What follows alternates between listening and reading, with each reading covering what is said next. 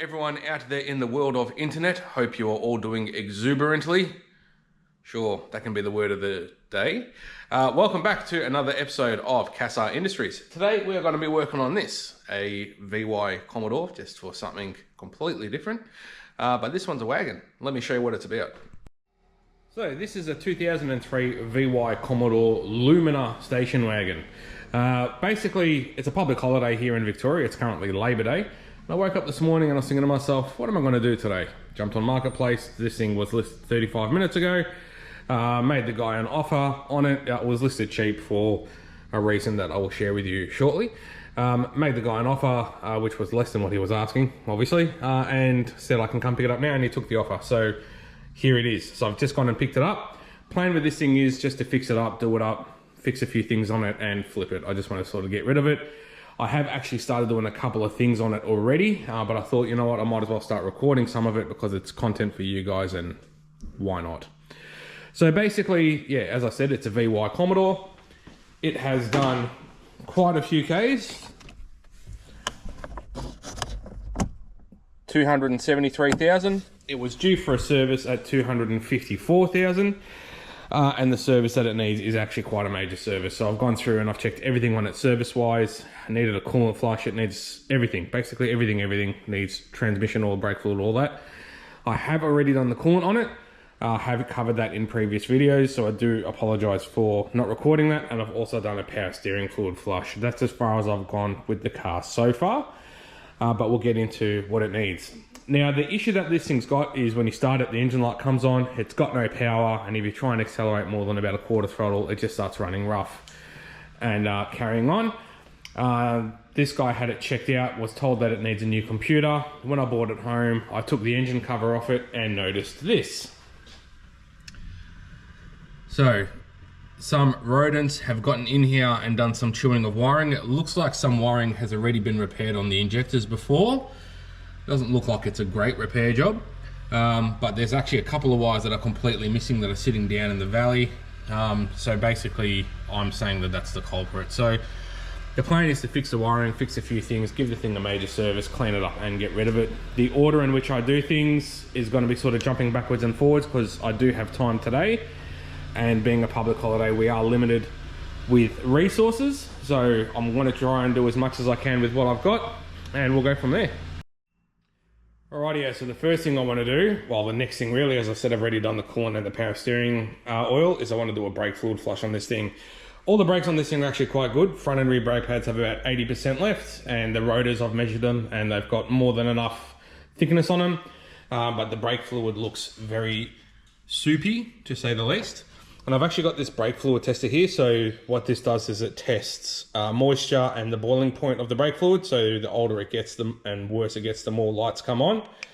So if I just turn it on here, it's just got one green light on, so the more lights that come on, the worse it gets. So we'll just do a quick brake fluid test on it as well. Just turn my light off so we can actually see a bit better. And yeah, she's got all the lights on. So yeah, she's not real good. So what we'll do is we'll suck that stuff out, clean out the reservoir, fill it up with some new stuff, and then bleed it through at all the brakes. With my brake fluid sucker, you always start with the brake that's furthest away from the master cylinder first. So you will go left rear, left front, right front. So yeah, we'll suck all that through, get that all that done, and we'll move on to the next thing.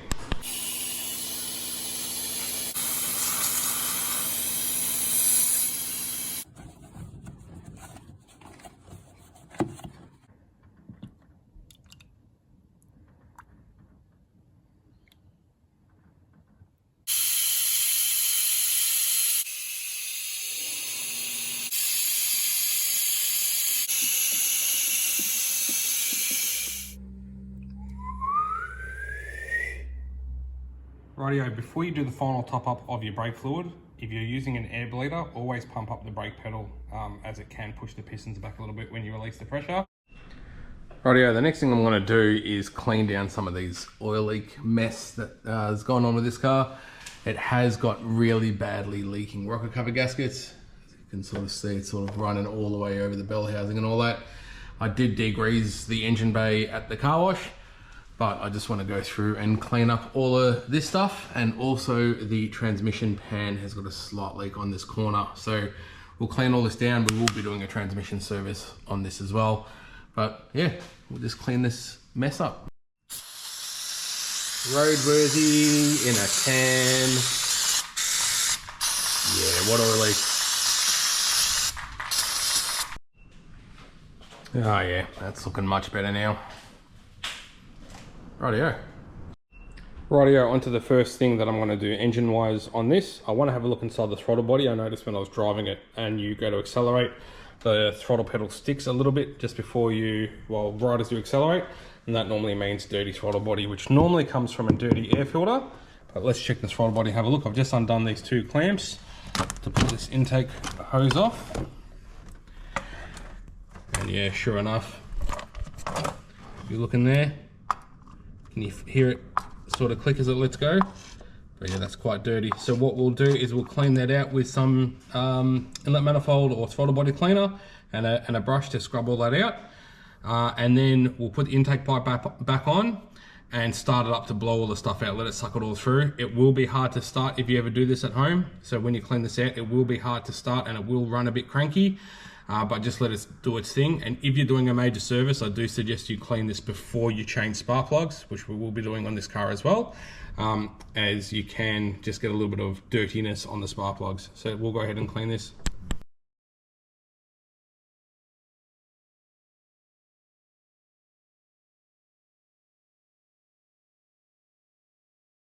Beautiful, that's all looking good. Much better. So now we can stick this thing back on.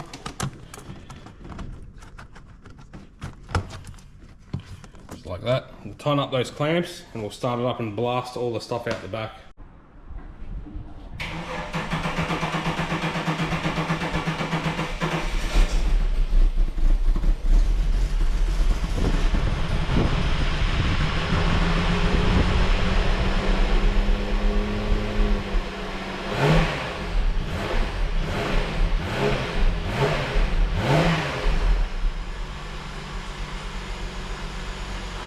Alright, the next thing I want to do is go through, give this thing a good clean out. There was a bunch of rubbish in the back here which I've already removed, but I want to go through and like scrub all the windows, give it a vacuum, go over all of the plastics and stuff with some vinyl reviver on the seats and all of that stuff, sill panels.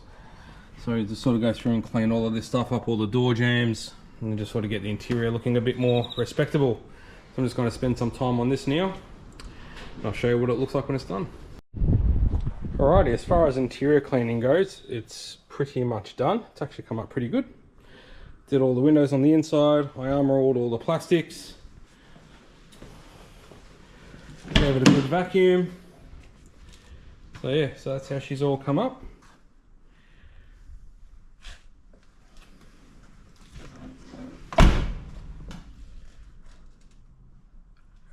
Actually scrubbed up pretty good.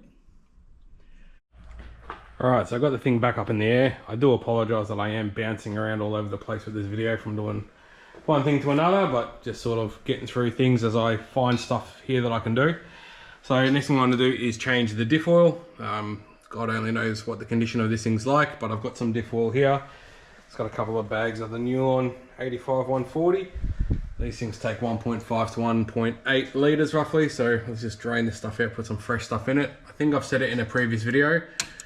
Always crack your fill plug loose before you undo your drain plug. There's nothing worse than draining diff oil out and then finding out you can't get your fill plug off. Luckily this one was fairly loose. So anyway, we'll dump this out, see what it looks like.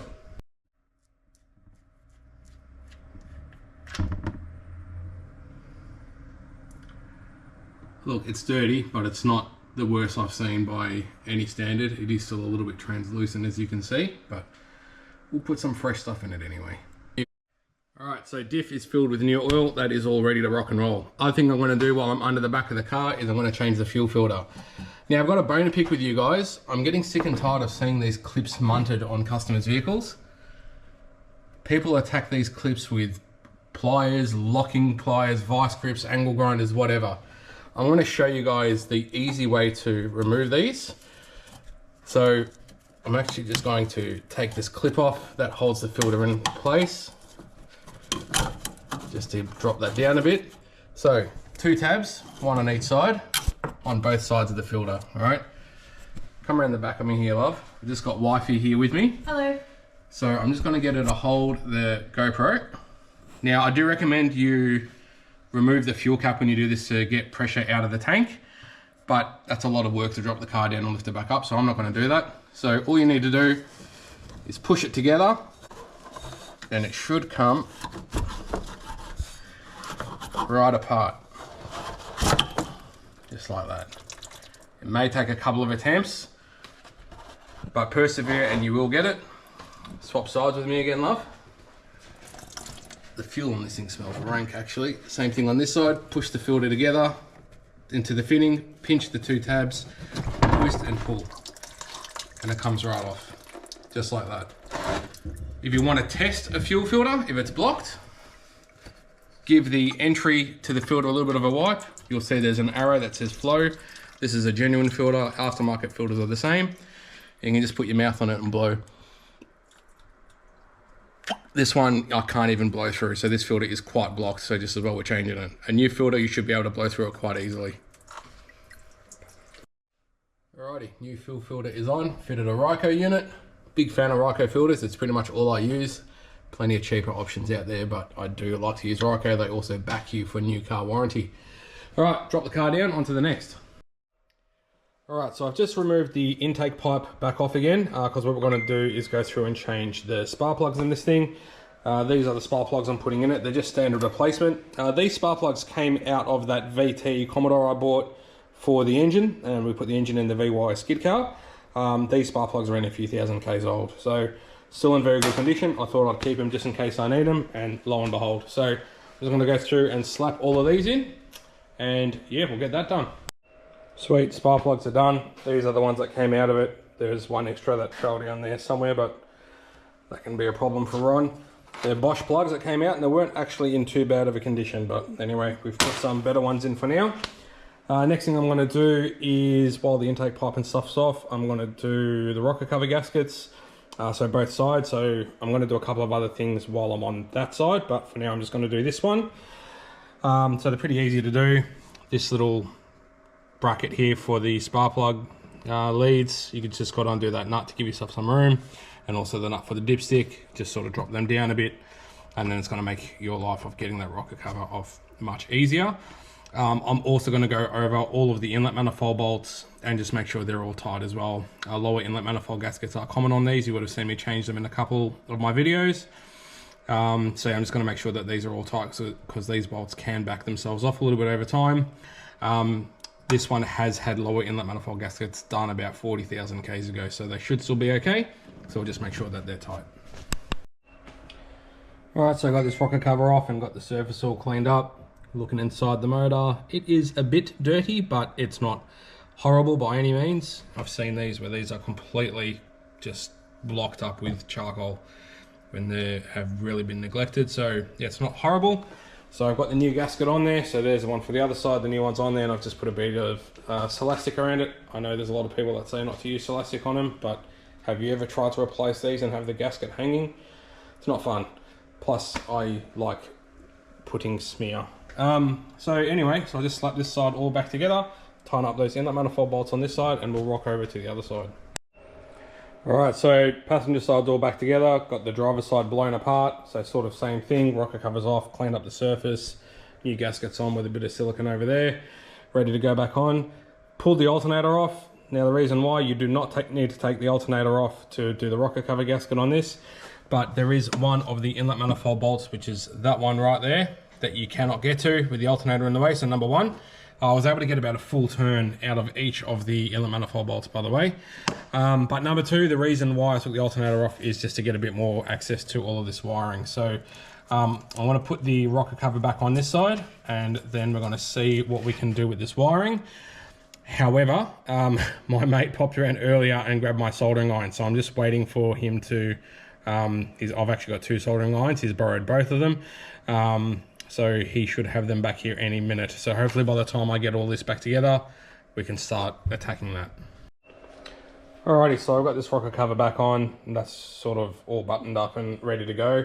I've just spoken to my mate, he's still about half an hour off with me soldering iron, so I'm going to leave the wiring for now and just move on to one other thing quickly, and that's going to be to do a transmission service, because the transmission oil on this car is not horrible, but it's definitely not great. It's supposed to be like quite a light pinky colour, and this is sort of browning off a fair bit. So we'll lift it up, drop the pan, do the filter, and I'll show you what we're doing with that. Alright, so to do the transmission service on these, how I basically go about doing them, there is two different transmission pans, or sumps if you will, that Commodores run. So some of them have a stepped pan like this, and some of them are straight across from that edge. The stepped pan basically just means it holds a little bit more fluid, but it does run a different filter, which is good because the stepped pan is the filter kit that I've got in stock. So what I do is I basically leave the 4 corner bolts in the pan and remove all the rest of them. If you have a look at the pan side on, you'll see the front edge is down slightly compared to the rear, plus it's got this step. So I put my drain bucket underneath the front edge, and then I release these 2 bolts, and the pan will kick down slightly and will start spewing oil out the front edge into the pan, and then you just slowly undo the rear 2. And as you undo them, the pan will lower more and more and more like that to try and minimize mess. You'll end up with fluid on the floor regardless, but that's sort of how I do it, and then I'll show you what I do after that. Alright, so I've got all the bolts off except the rear 2. They're still tight, and as you can see, it's already starting to spew out. So if I start to loosen off these 2, she should start spewing a bit more.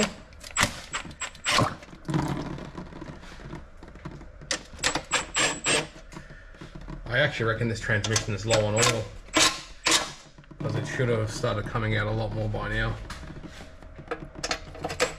Just going to go ahead and remove one of the corner ones. There we go. So I've still got just 1 bolt in the corner back there, loose, but that's enough to give us a head start. Alright, so the pan is off. That's the filter, which we will get to changing shortly. This is what the pan looks like when it's off. I've just scraped the old gasket off and thrown it in the bin, and then we'll go around and clean all the rest of the residue and that stuff off. There is a magnet that sits in the bottom of the pan that collects any metallic material that sort of collects. That magnet just removes. So we'll pull that magnet off, give it a clean up all this surface and wash out inside here, and then we'll go about changing the filter. Alright, so I got the pan all cleared up, got the new gasket on. A little trick that I once got taught is when you lay these cork gaskets on, between every second bolt hole, just put a little dot of super glue. I just use this stuff. And what that does, it holds the gasket there, because the gasket does like to fall into the pan. I've got the magnet cleaned, and I've also put some additive in. So I like to use this Lucas additive as well, this stop slip. Even if there's not an issue with the transmission, I very much swear by this stuff.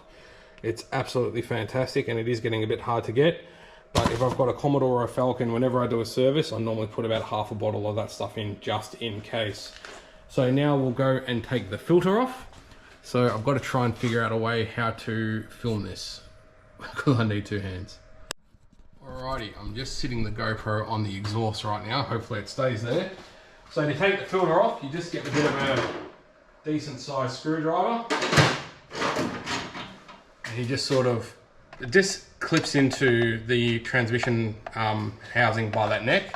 So you just basically put a flat blade screwdriver in between the filter and the neck and pull down a bit,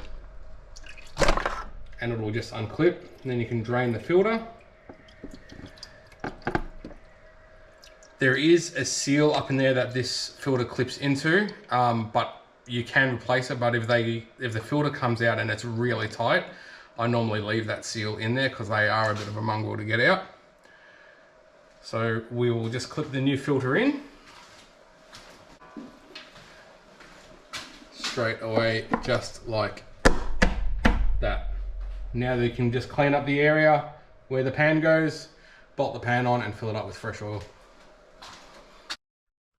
Got the transmission all filled up, so that's that. I can't finalize the transmission fluid level until the car's running. I can't get the car running until I get me till I fix the wiring, and I can't fix the wiring till I get me soldering iron. So still waiting. So now I'm inside the car and I'm going to do something about this. So the guy said that this stereo used to work, but it stopped working. It's just sort of sitting there. When you pull it out, it's got an antenna plugged into it, and that's it. It's got no wiring. It's just got the factory wiring sitting at the back there. So I have this. This is out of a VZ SS. It's an in-dash 6-disc stacker. Not that anyone uses CDs anymore, but yeah, I had a VZ SS back in the day. It is the wrong color. It's black as opposed to this gray, but it's going to be better than having nothing in the dash and having a big hole. So I want to see if this will work. Well, it's in and it's making noises, and you know, got little clock things happening and stuff. But I've just turned the accessories on, and it actually turns off when I turn the accessories on. It actually loses everything, even the cluster, and that's because the battery is completely flat in this thing.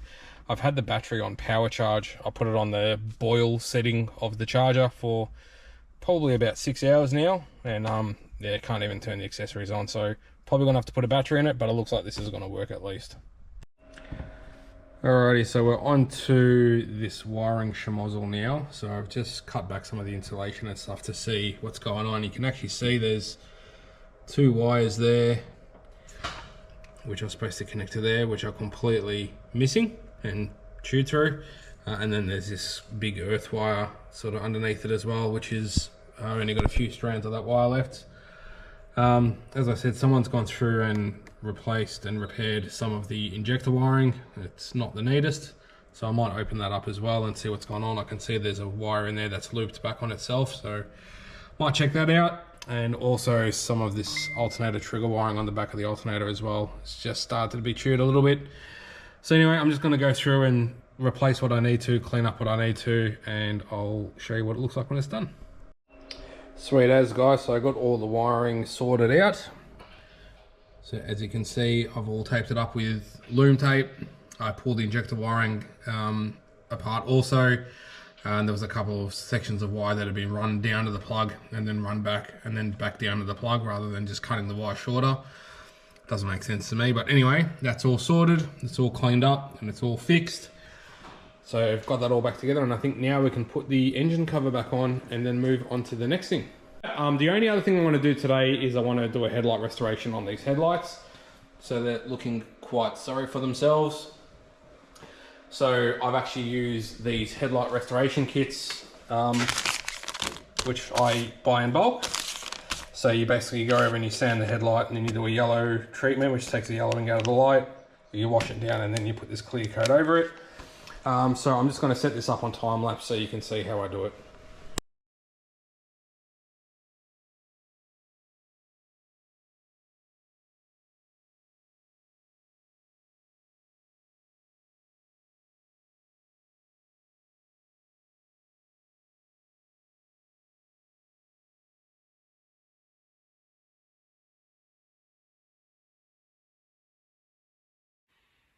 Alrighty guys, headlights are all done. I probably could have got them a little bit better if I spent a bit more time sanding them, because they were pretty bad, but it's going to be more than good enough for this thing anyway. Also started the car up and finalized the transmission fluid level as well. And yeah, I put a new radiator cap on it. Didn't film that. If you don't know how to change a radiator cap, I'm seriously concerned while you're watching these videos. So anyway, that's as far as I can go with this car for today. As I said, it was just basically being a public holiday and everything being closed. I was just trying to get as far as I could with what I got. So that's that.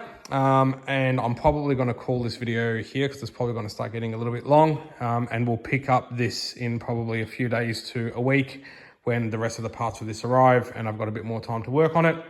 So yeah, that's it guys. If you want to see the rest of this thing and how it turns out, please remember to like and subscribe, and we will catch you very much in the next video. Peace out, take care, and we'll see you soon.